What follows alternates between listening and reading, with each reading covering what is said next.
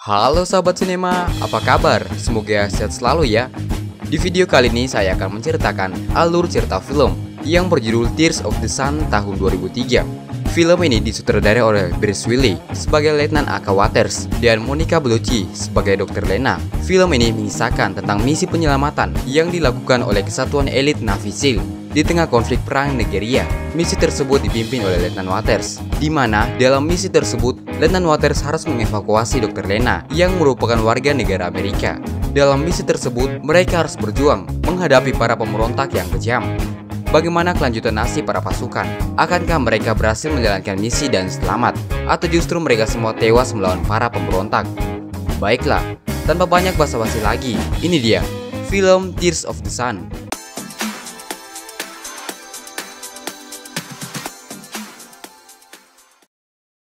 Film diawali dengan memperlihatkan konflik perang sipil yang terjadi di Nigeria. Kerusuhan terjadi di mana-mana dan menyebabkan ribuan korban jiwa. Suasana mencekam tampak menyelimuti negara tersebut. Anak-anak menangis ketakutan melihat semua kengerian yang terjadi. Yakubu, yang merupakan pemimpin pemberontak terhadap presiden terpilih, yaitu Samuel Asuka, mengatakan bahwa dirinya lah yang bertanggung jawab atas semua ini. Pemerintah Amerika yang melihat konflik tersebut memutuskan untuk mulai mengevakuasi semua warganya yang berada di Nigeria. Di suatu tempat pantai Afrika, terlihat helikopter yang sedang mengevakuasi para duta besar Amerika dari Nigeria. Evakuasi tersebut dilakukan oleh Letnan Waters dan tim. Letnan Waters dan tim diberikan misi baru oleh atasannya, yaitu mengevakuasi seorang dokter bernama Lena. Letnan Waters dan tim ditugaskan untuk mengevakuasi Dr. Lena dengan cepat karena konflik perang sipil di Nigeria semakin memanas. Para pemberontak semakin ganas dan akan membunuh siapa saja yang menghalanginya.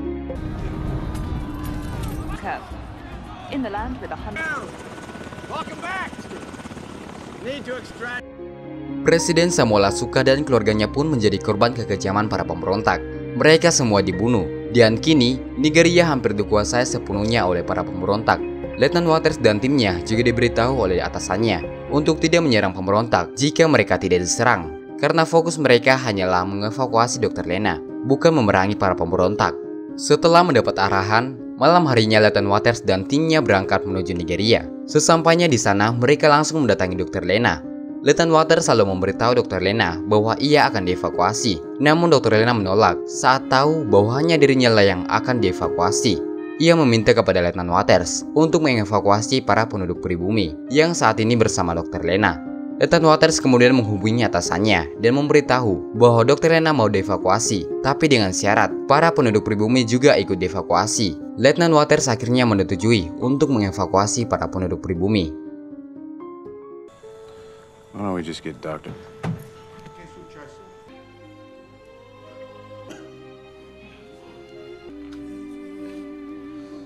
Can only bring what they can carry on their back. Come on, we gotta move a little quicker than this. Move it slow. Get her out of there.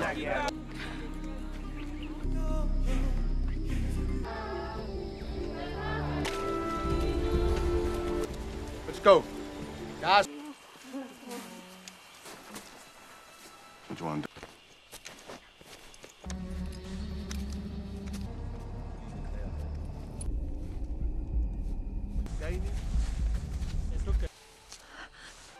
Dr. Kendricks. Can't you sleep, Lieutenant? Dr. Kendricks, I suggest you get some rest. It wasn't about saving your life. Completing the mission, that's all. Gentlemen!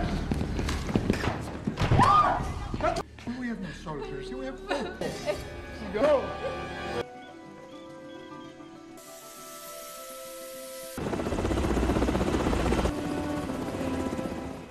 Tapi ternyata helikopter tersebut hanya akan membawa Dr. Lena, Letnan Waters dan tim, sedangkan para penduduk pribumi akan tinggal di tempat tersebut. Dr. Lena yang tahu akan hal itu tidak terima dan marah kepada Letnan Waters yang telah membohonginya. Tapi dengan sigap, Letnan Waters membawa secara paksa Dr. Lena ke dalam helikopter. Dr. Lena, Letnan Waters dan tim kini sudah masuk ke dalam helikopter. Helikopter pun pergi dan meninggalkan para penduduk pribumi.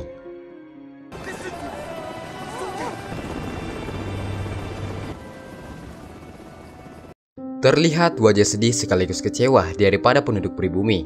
Kini mereka sudah tidak tahu lagi harus berlindung di mana, karena para pemberontak kini sudah ada di mana-mana.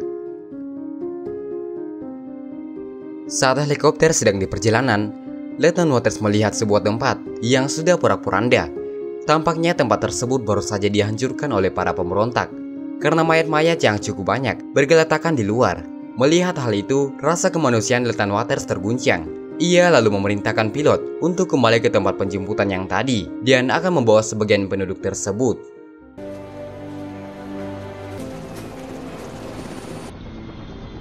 Singkatnya, mereka pun sampai ke tempat penjemputan yang tadi. Letnan Waters kemudian memberitahu Dr. Lena bahwa helikopter hanya bisa membawa 12 orang saja. Akhirnya anak-anak dan ibu-ibu yang terluka dibawa helikopter menuju Kamerun, sedangkan sisanya akan berjalan kaki melewati hutan. Bersama Dr. Lena, Letnan Waters dan tim menuju Kamerun. Mereka pun memasuki hutan dan mulai menyusuri. Saat sedang dalam perjalanan, Letnan Waters mencoba meminta bantuan helikopter kepada atasannya untuk mengevakuasi yang tersisa. Namun karena bahan bakar yang menipis dan bahaya yang tinggi, atasannya menolak. Kini, Letnan Waters dan rombongan harus benar-benar berjuang untuk sampai ke Kamerun yang jaraknya sangat jauh. Di sisi lain, tangan kanannya Kubu menemukan bekas granat asap yang digunakan oleh Letnan Waters dan timnya. Pasukan pemberontak nampaknya kini mengetahui keberadaan Letnan Waters dan rombongan. Pasukan pemberontak pun bergerak ke arah hutan dan mencari Letnan Waters beserta dengan rombongan. Scene lalu berpindah pada Letnan Waters dan tim, di mana setelah berjalan berjam-jam, Letnan Waters dan timnya menemukan sebuah pemukiman yang tampaknya sedang diserang oleh para pemberontak. Letnan Waters yang melihat itu tampaknya akan membantu penduduk tersebut dan terpaksa melanggar aturan misi, yaitu dilarang untuk menyerang pemberontak jika mereka tidak diserang. Aturan itu tampaknya tidak dipedulikan lagi oleh Letnan Waters, karena ia merasa ini adalah kewajibannya untuk menyelamatkan para penduduk yang dihabisi. Letnan Waters kemudian mengatur strategi untuk menyerang. Setelah mengatur strategi, mereka pun bergerak menyerang.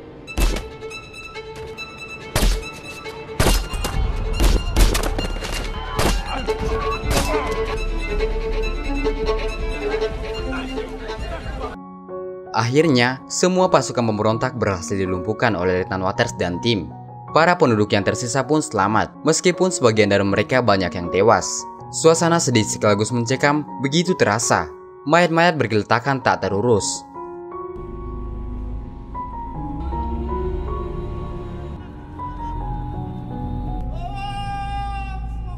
Let me take care of you all. How'd you end up here in Africa? I came here with my husband. We went to Sierra Leone. They were short of doctors there. We nearly got sick today. I don't know if this is a good thing or not. A good thing. Right thing. Di suatu pagi, anggota tim yang bernama Slow memberitahukan kepada Letnan Waters bahwa pasukan pemberontak kini semakin dekat. Hanya perlu waktu 1-2 jam saja untuk para pasukan pemberontak sampai di tempat mereka. Letnan Waters merasa ada yang tidak beres. Pasalnya, jarak antara mereka dengan pasukan pemberontak sebelumnya begitu jauh. Tapi justru kini sudah sangat dekat. Ia dan Slow menduga ada salah satu dari rombongan yang menjadi mata-mata untuk para pemberontak. Saat itu juga, Letnan Waters langsung memerintahkan timnya untuk memeriksa para penduduk pribumi. Namun sebelum pemeriksaan akan dilakukan, salah satu orang dari rombongan bernama Gideon lari dan berusaha kabur. Tapi anggota tim Letnan Waters langsung menembaknya.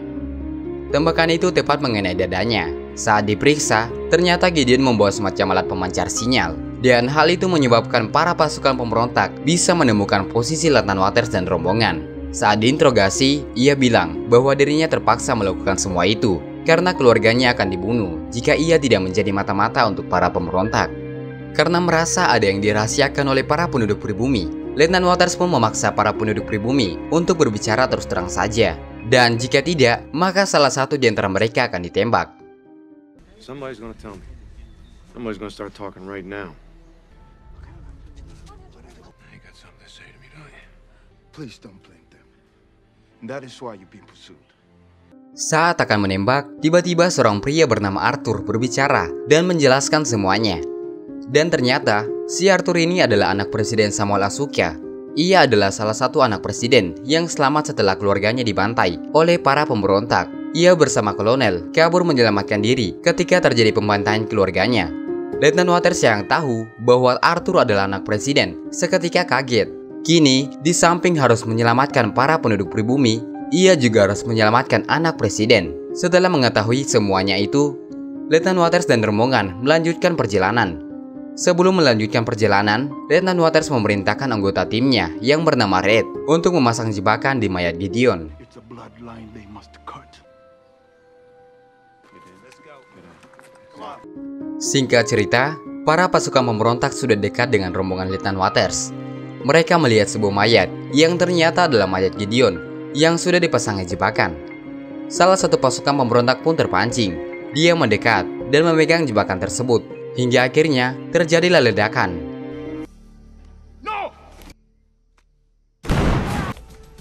How many men do you have in...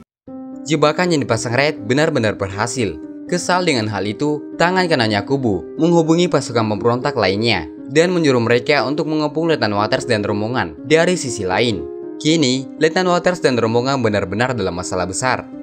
Ketika mereka akan bergerak, tiba-tiba salah satu anggota mereka terkena tembakan, hingga akhirnya terjadilah pertempuran antara pasukan pemberontak dengan pasukan Letnan Waters.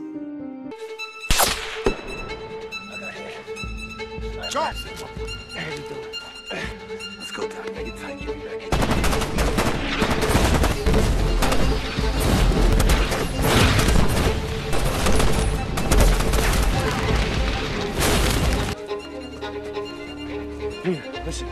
Wake up. We gotta get out of here. All right? Di tengah pertempuran, Slow terluka parah di bagian perutnya dan membuatnya sekarat. Hingga akhirnya Slow pun tidak bisa diselamatkan dan akhirnya tewas. Kini, pasukan Letnan Waters semakin terdesak dan pasukan pemberontak terus berdatangan dan seperti tidak ada habisnya, terus-menerus menyerang Letnan Waters dan pasukannya.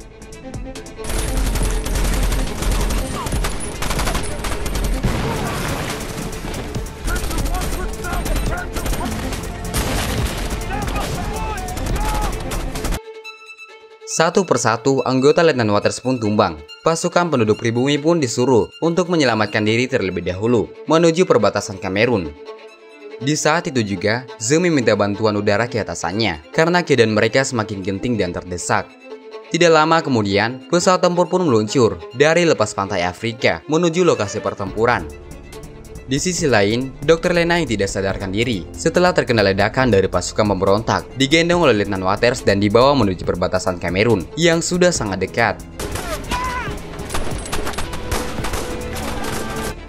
Tapi saat dia sedang berlari, kakinya tertembak. Di saat itu juga, Dr. Lena akhirnya sadar dari pingsannya. Letnan Waters yang kakinya terluka meminta bantuan Arthur untuk membawa Dr. Lena menuju perbatasan Kamerun. Singkatnya, Letnan Waters akhirnya kembali membantu anggota timnya.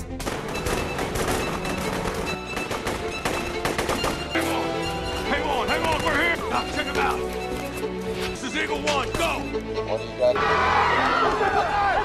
Kini, anggota timnya hanya tersisa 3 orang saja, yaitu Z, Doc, dan Red. Mereka semua sudah tidak bisa lagi melawan para pemberontak. Mereka hanya bisa pasrah, menunggu bantuan pesawat tempur. Tidak lama, pilot pesawat tempur menghubungi mereka dan meminta mereka untuk memberikan tanda berupa granat asap. Setelah granat asap dilemparkan, pilot menjatuhkan bom ke posisi tersebut. Hingga akhirnya terjadilah ledakan super dahsyat dan meratakan semua pasukan pemberontak.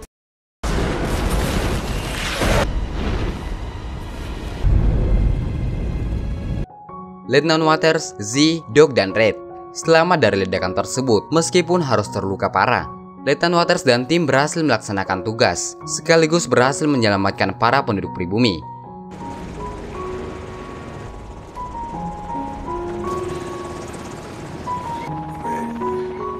I will never forget you.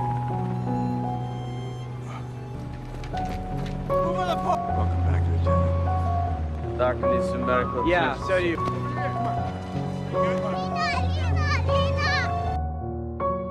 Tidak lama, mereka semua termasuk Dr. Lena dievakuasi menggunakan helikopter. Dan film pun tamat.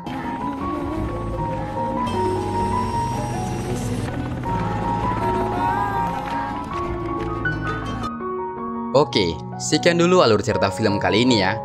Untuk video selanjutnya, kita akan membahas film-film bagus lainnya. Untuk kalian yang suka sama video ini, silahkan subscribe channel kami dan share ke teman-teman kalian agar Mimin makin semangat nih membuat kontennya. Dan sampai jumpa dalam video selanjutnya.